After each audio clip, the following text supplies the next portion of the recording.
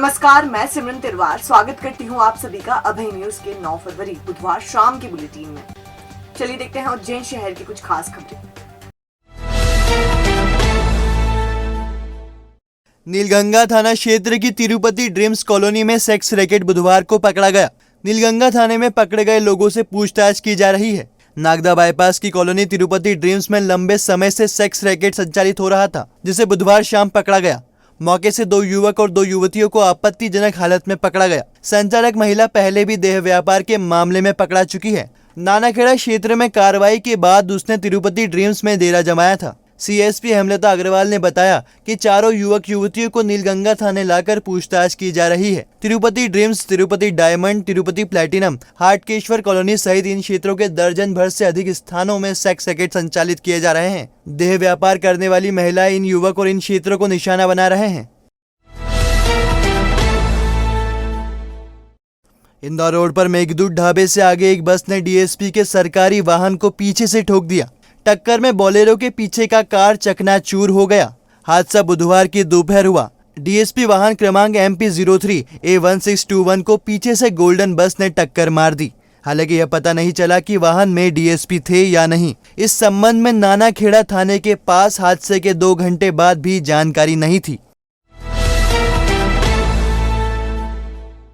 माकड़ोन तहसील के दूपाड़ा रोड स्थित ग्राम कतवारिया के समीप तेज रफ्तार डंपर ने सड़क पर बैठी गायों को रौंद दिया। हादसे की भयावहता का अंदाजा इसी बात से लगाया जा सकता है कि सड़कों पर गायों की लाशें, खून और मांस के टुकड़े फैल गए। हादसे में 12 गायों की मौत हो गई और 4 गायें घायल हो गई, जिसमें से 2 की हालत गंभीर है। घटना बुधवार सुबह 8:30 बजे की है। अंधाधुंध गति से आ रहा डंपर क्रमांक GJ12 CM0091 ने सड़क पर बैठी गायों को कुचल दिया। दरिंदे चालक ने एक के बाद एक 12 गायों को कुचल दिया, जिससे उनकी मौत हो गई। वहीं 4 गायें घायल हो गई, जिसमें 2 की हालत गंभीर है। जानकारी आग की तरह गांव में फैली और कुछ ही देर में ग्रामीणों की भारी भीड़ जमा हो गई। उन्होंने विरोध प्रदर्शन शुरू कर दिया। सूचना पर एसडीएम और पुलिस मौके पर पहुंची और आक्रोशित ग्रामीणों को समझाया। इसके बाद घायल गायों को पशु चिकित्सालय भेजा गया। तराना एसडीएम एकता जायसवाल ने बताया, ड्राइवर को गिरफ्तार कर उसके खिलाफ माकड़ोन पुलिस ने प्रकरण दर्ज कर लिया है। गायों की दर्दनाक मौत और घायल गायों को तड़पता देख ग्रामीण आग बबूला हो गए और उन्होंने डंपर पर पथराव कर दिया। उसे जलाने की भी कोशिश की गई, लेकिन एसडीएम और पुलिस ने कार्रवाई करने का आश्वासन देकर मामला शांत करवाया।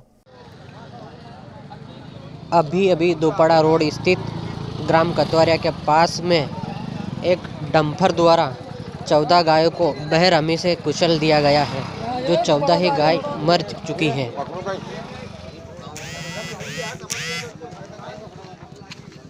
माकड़ोन तहसील का गांव है कतवारिया। सुबह 8:30 बजे यहाँ पे एक वाहन तेज गति से आ रहा था, बता रहे हैं, और उसने गायों को टक्कर मारी। ऑन दी स्पॉट गाय 12 मर गई हैं, 4 उपचार हो रहा है। 4 गाय मालिकों को क्षतिपूर्ति का ऐसा कोई नियम नहीं है, क्योंकि ये प्राकृतिक आपदा नहीं है, ये दुर्घटना है। दुर्घटना के संबंध में कुछ नहीं। अगर उन्होंने कोई बीमा करवा रखा होगा, उसका मुझे नहीं जानकारी। विश्व हिंदू परिषद और बजरंग दल ने गुरुवार को प्रस्तावित अपना उज्जैन बंद निरस्त कर दिया है। एडीएम संतोष टैगोर के साथ हुई मीटिंग में हिंदूवादी संगठनों की सारी मांगों को मान लिया गया। दरअसल हिंदूवादी संगठनों ने बंद का आह्वान दिया था। इनकी नाराजगी श्री महाकालेश्वर मंदिर विस्तार योजना के तहत मंदिरों की तोड़फोड़ को लेकर थी। कलेक्टर आशीष सिंह की तरफ से हिंदूवादी संगठनों के साथ एडीएम संतोष टैगोर ने मीटिंग की। इसमें इस बात पर सहमति बनी कि 11वीं सदी के सती मंदिर की विधिवत पूजा करके प्राण प्रतिष्ठा की जाएगी। भविष्य में विस्तारीकरण योजना के दायरे में आने वाले मंदिरों की विस्थापन के संबंध में विधिवत समिति से चर्चा के बाद ही किया जाएगा। मंदिर के सामने के 70 मीटर के दायरे में होने वाले विस्तारीकरण के संबंध में सभी की सहमति के बाद ही फैसला किया जाएगा। यह भी तय हुआ कि सुप्रीम कोर्ट के आदेश के अनुपालन में 500 मीटर के दायरे में सरकारी जमीन पर हुए हर तरह के अतिक्रमण हटाए जाएंगे। इसी तरह सिंहस्थ क्षेत्र के अतिक्रमण हटाने पर भी चर्चा की गई। मीटिंग में अपनी मांगे पूरी होने के बाद हिंदूवादी संगठन के सदस्य महाकाल मंदिर पहुंचे और आतिशबाजी की। इस दौरान बड़ी संख्या में विश्व हिंदू परिषद और बजरंग दल के कार्यकर्ता मौजूद रहे।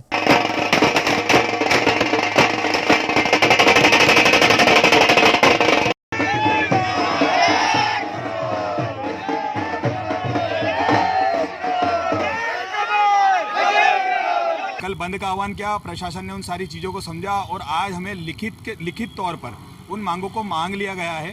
प्रमुखता से जो 70 मीटर जो चौड़ीकरण और विस्तारीकरण का कार्य प्रशासन का वहाँ पर किया जा रहा था, उसमें 155 हिंदू परिवारों के घरों को विस्थापित करने का काम, उसको तोड़ने का काम वहाँ पर कर रहे थे।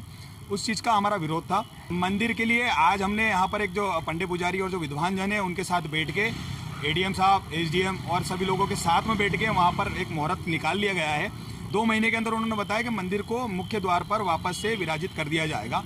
इसी के उपलक्ष्य में आज विश्व हिंदू परिषद बजरंग दल और वहाँ के जो क्षेत्रीय रहवासी है उन्होंने आतिशबाजी करके हर्षोल्लास के साथ में आज पटाखे फोड़े हैं। एक आंदोलन था और इसमें बंद का आह्वान था। उस संबंध में प्रशासन की सभी जो प्रतिनिधि थे दोनों संगठनों के उनसे बात हुई।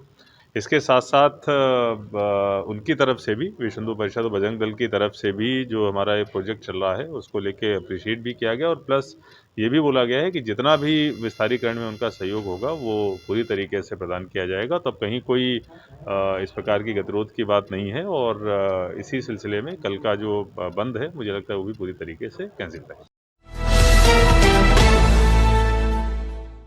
हत्या के प्रयास के मामले में एक आरोपी की मौत के मामले में जांच की मांग लेकर उसकी बहन बुधवार को एसपी ऑफिस पहुंची। उसने अपने पिता और भाई को निरपराध बताते हुए जेल में भाई के साथ गड़बड़ी होने की आशंका जताई है। दरअसल सद्दाम की सोमवार को संदिग्ध परिस्थितियों में मौत हो गई थी। वह अपनी भाभी पर जानलेवा हमले के आरोप में सेंट्रल जेल में बंद था। इस मामले की मजिस्ट्रियल जांच की जा रही है। सद्दाम की बहन हसीना बी ने बताया कि उसकी भाभी के परिजनों ने पहले बड़े भाई को मार डाला, बाद में पिता और भाई को जानलेवा हमले में फंसवा दिया, अंदर मेरे भाई को मरवा दिया। हसीना ने बताया कि मेरे 2 भाइयों को मार दिया, पिता अंदर है, अब खाने पीने की दिक्कत हो रही है, दोनों छोटे भाई अब घर पर ही रहते हैं, हम क्या करें। एसपी को आवेदन देकर न्याय की मांग की है। अब उसका इंतकाल होने के बाद उसके साले इरफान और अरबाज अंदर रहेंगे। अब ये लोग हमको धमकी दे रहे थे राजीनामे के लिए, तो हमने राजीनामा नहीं करा तो इन लोगों ने 307 करके मेरे पापा को और बड़े वाले भाई को अंदर करवा दिए थे और अंदर करवा दिए। मेरे बड़े वाले भाई को भी इन लोगों ने अंदर मरवा दिया और इस कारण में पुलिस वाले भी हमारा साथ नहीं दे रहे। जीवाजीगंज थाने में भी हम 2-3 बार आवेदन दे दिए, हम सुनवाई नहीं हो रही। आज हम यहाँ कलेक्टर साहब के यहाँ आए, इन्होंने बोला बेटा एक आवेदन और लेके आओ। मोबाइल पे भी हमें बहुत धमकियाँ दे रही है। 2 छोटे भई है मेरे, इनों पे भी धमकी भी कि पेसर बना रही है। एक भाई गया था उसको भी बहुत बुरी धमकी दी, इसके भाइयों ने रोक के, शाहबाज ने, इसके बाप ने, अफजल ने। तो देखो मेरे 2 भाइयों को भी मैंने घर में बिठा रखे। कमाने खाने वाला कोई भी नहीं हमारे घर में, हमारे कमाने खाने वाले हमारे भाई बाप थे। 1-2 भाई को मार दिया हमारे। मेरे पापा अंदर है, बेकसूर होते हुए भी वो अंदर है और जो कसूरवार है वो बाहर घूम रहा है। अगर 3 आरोपी को ये पुलिस वाले जीवाजीगंज थाने वाले अवल पकड़ लेते तो आज मेरा बड़ा वाला भाई हमारा हद से नहीं जाता। आप सब इंसाफ कर दो हमारा, हम बहुत ज़्यादा परेशान हैं। गोवर्धन सागर की सफाई का काम 2 सप्ताह के भीतर ही पूर्णता की ओर है।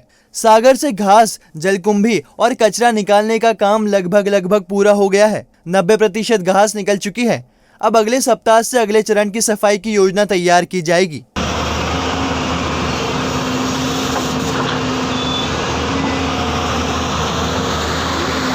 बुधवारिया में अब गोवर्धन सागर दिखाई देने लगा है। 10 फीट लंबी घास और जलकुंभी के बीच दबा गोवर्धन सागर जमीन में तब्दील हो चुका था, जिसके चलते 21 जनवरी से रामादल अखाड़े ने आंदोलन शुरू किया। संत समाज की नाराजगी को शांत करने के लिए कलेक्टर आशीष सिंह ने सप्तसागरों को अतिक्रमण मुक्त कराने का आश्वासन दिया। गोवर्धन सागर का मामला कोर्ट में होने की वजह से शासन की मजबूरी भी बताई। 27 जनवरी से रामादल के नेतृत्व में गोवर्धन सागर की सफाई शुरू हुई। बुधवार को गोवर्धन सागर करीब 90% तक साफ हो गया। घास गाद का एक बहुत बड़ा टुकड़ा टूटने से उसे किनारे तक लाया गया। इस हिस्से ने सागर का 20% क्षेत्र घेर रखा था, जिसे किनारे पर लाने के बाद 2 पॉकलेन और एक जेसीबी की मदद से बाहर निकाला जा सका। इधर सागर से घास निकालने के बाद सागर से नगरकोट माता के मंदिर को आसानी से देखा जा सकता है।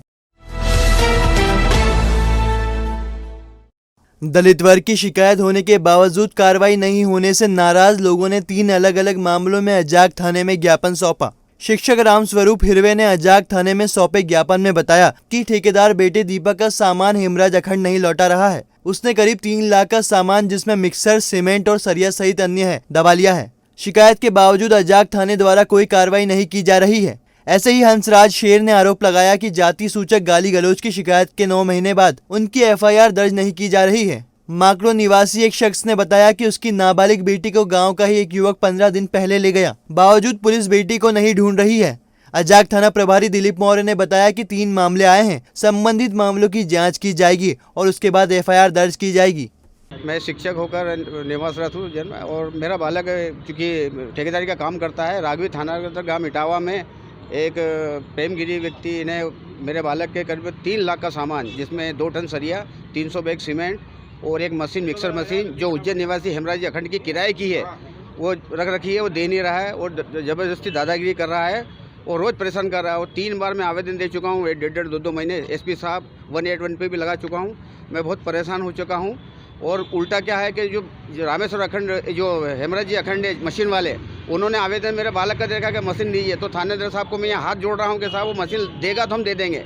तो फरियादी घूम रहे हैं और आरोपी बैठे हैं सर। दर्ज करने में काफ़ी समय हो गया, 8 महीने हो गए मुझे आजाद थाने में आवेदन दिए हुए, और अभी तक एफआईआर दर्ज नहीं करी। आज कल करते करते आज मेरे को 9 महीने हो गए। सारे गवाह सबूत, वीडियो रिकॉर्डिंग सारी दे चुका हूँ, उसके बाद भी मुझे एफआईआर दर्ज करने में मुझे इतना समय लगा दिया। सर जातीय सूचक का है मामला है और बैंक का मामला है सर। ग्राम खोकरिया का, और मेरी नाबालिग लड़की है वर्षा, जो अजाकोटा से है, और उसको नरेंद्र सिंह पिता तंवर सिंह जाति राजपूत निवासी रावनखेड़ी का घर से भगाकर ले गया है, और जिसको 15 दिन हो गया लगभग, और जिसकी रिपोर्ट माखड़ौन थाने में कर दी गई है, लेकिन उसके लिए कोई भी उचित कार्रवाई नहीं की गई अभी तक, सिर्फ आश्वासन दिया जा रहा है। एक सबसे पहले ये रतनलाल सोलंकी है। इन्होंने पहले पूर्व में संबंधित थाने में रिपोर्ट की हुई है कि उनकी लड़की कहीं चली गई थी और उस पर गुमशुदगी और 363 का मुकदमा भी पूर्व से कायम है। और इनका ये कहना है कि सही तरह से उसकी जो संदेही के नाम बताए उनसे पूछताछ नहीं की जा रही और ना उसमें बरामद भी हुई है, और एट्रोसिटी एक्ट उसमें लगाना चाह रहे हैं। और इस संबंध में ये है कि संबंधित थाने से हम संपर्क करके पहले हम इसके इन्वेस्टिगेशन के बारे में पहले समझेंगे, और उसके बाद हम आपको जो भी कुछ होगा उसमें लीगल कार्रवाई करेंगे। पूर्व कर्मचारी थे और उनको बैंक से हटा दिया गया है। उन्होंने पूर्व में भी आवेदन प्रस्तुत किया गया था, उसमें जांच चल रही है, और जैसे भी उसमें और दावा भी करवा दी है उसके बाद भी अभी तक। हाँ, अभी जो ठीक है उसके अंदर जो भी और विधिवत और जांच हो जाएगी, तो उसके बाद हम आपको जैसा भी होगा संज्ञान में आएगा तो उस हिसाब से लीगली उसमें कार्रवाई करेंगे। इनका ये मैटर है कि ये काम करते हैं ठेकेदारी का, और ये कहीं पर इनका सामान किसी ने रख लिया ऐसा बता रहे हैं, और पूर्व में भी संबंधित थाने में इन्होंने आवेदन दिया हुआ है, और आज हमें पहली बार ये मिला है आवेदन। और अब खबरें दे दनादन। अंकित ग्राम सेवाधाम आश्रम में जबलपुर कलेक्टर के अनुरोध पर आश्रम संस्थापक सुधीर भाई गोयल ने 7 बौद्धिक दिव्यांग एवं बहुदिव्यांग युवक एवं युवतियों को प्रवेश की स्वीकृति दी। कांता भाभी ने आश्रम में परंपरा अनुसार मंगल तिलक, माल एवं खादी अंग वस्त्र एवं मिष्ठान खिलाकर इन्हें प्रवेश दिया। मां नर्मदा की जयंती पर नीलगंगा सरोवर स्थित जूना अखाड़ा घाट पर दीपदान व महाआरती का कार्यक्रम हुआ। घाट को आकर्षक लाइटिंग दीपों से सजाकर आतिशबाजी की गई। शैव संतों महंतों ने आरती की गई। श्री पंचदशनाम जूना अखाड़ा ने नीलगंगा सरोवर पर मां नर्मदा व गंगा माता की आरती कर भक्तों को प्रसादी वितरित की गई। वापस लाओ कांग्रेस सरकार के नारे के साथ घर चलो घर घर चलो अभियान का शुभारंभ वार्ड क्रमांक 30 बेगम बाग से हुआ। अभियान के प्रारंभ में वार्ड के बूथ कार्यकर्ताओं का सम्मान किया गया। साथ ही मध्य प्रदेश कांग्रेस के प्रदेश अध्यक्ष कमलनाथ के फोल्डर का विमोचन किया गया। तराना के पशु चिकित्सा विस्तार अधिकारी डॉक्टर प्रवीण सिंह परिहार को कलेक्टर ने निलंबित कर दिया है। परिहार ग्राम कटवारिया में वाहन की टक्कर से गंभीर घायल हुए गोवंश की सूचना मिलने के बाद भी मौके पर नहीं पहुंचे थे। मुख्यालय पर भी वह अनुपस्थित थे। इसके चलते उन्हें निलंबित कर दिया गया।